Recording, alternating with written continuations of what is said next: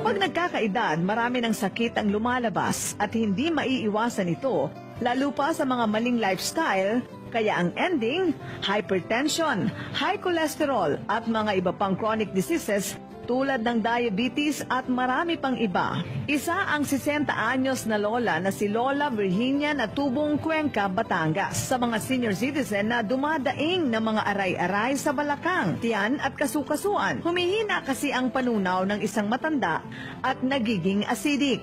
Yung acidic ko at saka cholesterol at saka yung lagi ako nanghihina. Lagi yung sumasakit yung aking sikmura, para umakit sa puso ko, ganun. Tumatas din ang aking BP.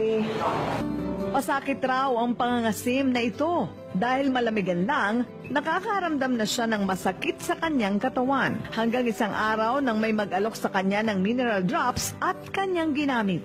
Bumibili ako sa kanya yun na uminom ako ng Quantumin.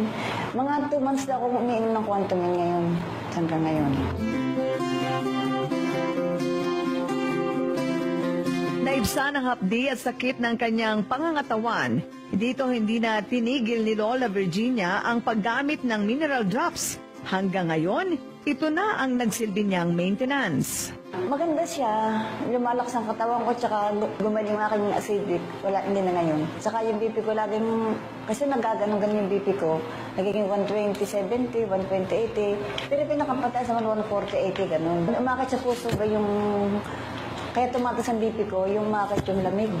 Dati lagi ako nagpapadoktor, lagi may mga maintenance akong gamot. Wala na ako ibang maintenance, Quantumin na lang. Ngayon, nawala na ang acid na nagpapahirap kay Lola Virginia. Buti na lang, meron ito na minsan niyang pinatak, ininom, guminhawa. At ngayon siya ay lumakas.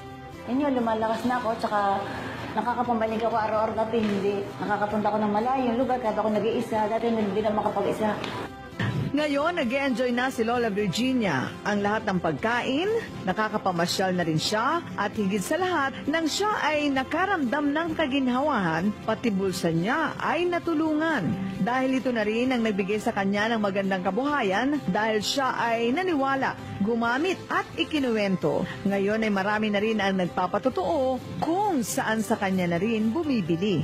Tunay nga na kapag epektibo sa'yo, ikwento mo para pagkakitaan mo.